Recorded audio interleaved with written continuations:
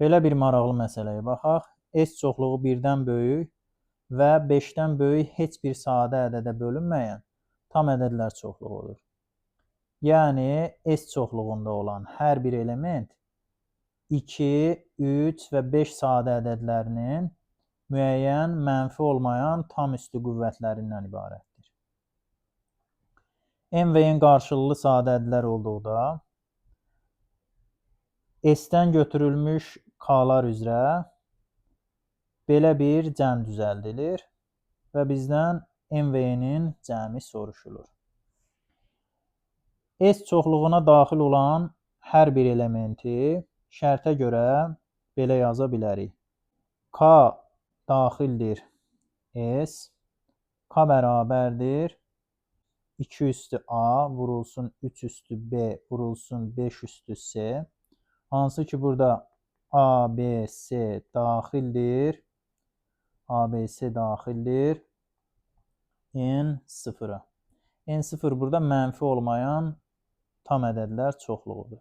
Və burada bir şey nəzərə almaq lazımdır ki, bu çoxluqda 1 iştirak etmir. Ona görə də A, B və C-nin hər üçü eyni zamanda 0 ola bilməz. Bu cəmi hesablayarkən bunu nəzərə alacağıq.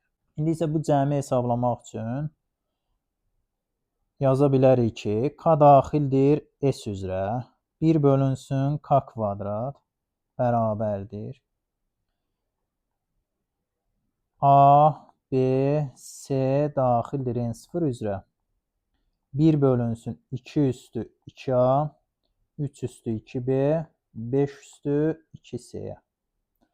Lakin burada ABC-nin hər üçü eyni zamanda 0 olmadığına görə ABC-nin hər üçü 0 olduqda bu kəsirin qiyməti 1-ə bərabər olur deyə bu ifadədən 1 çıxmalıyıq.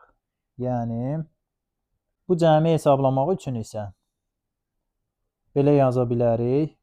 A daxildir N0 üzrə 1 bölünsün 2 üstü 2A vurulsun. B daxildir N0 üzrə 1 bölünsün 3 üstü 2B vurulsun. Cəm işarəsi C daxildir N0 üzrə 1 bölünsün 5 üstü 2C çıxılsın 1. Bu da bərabərdir. Mötərizələrdə yazdığım bu cəmlərin hər biri sonsuz azalan həndəsi silsilədir. Buna açıq şəkildə yazsaq, məsələn, birinci mötərizənin içindəki cəm 1 üstəgəl 1 bölünsün 2-nin kvadratı 1 bölünsün 2 üstü 4 və s. Bu deməkdir. İkinci mötərizənin içindəki cəm 1 üstəgəl 1 bölünsün 3-ün kvadratı 1 bölünsün 3 üstü 4 və s.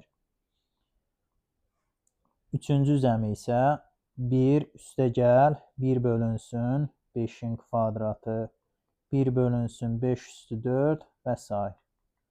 Buna bərabərdir və çıxılsın 1-i yazsaq bərabər olacaq. Yaza bilərik 1 bölünsün 1 çıxılsın 4-də 1 vurulsun. 1 bölünsün 1 çıxılsın 9-da 1 vurulsun. 1 bölünsün 1 çıxılsın 25-də 1 çıxılsın 1. Və bu kəsirlərin qiymətlərini hesablasaq 3-də 4 vurulsun 8-də 9 vurulsun 24-də 5 25 çıxılsın 1. Bu da bərabərdir. İxtisarlara aparsaq olacaq 16-da 25 çıxılsın 1 bərabərdir 16-da 9.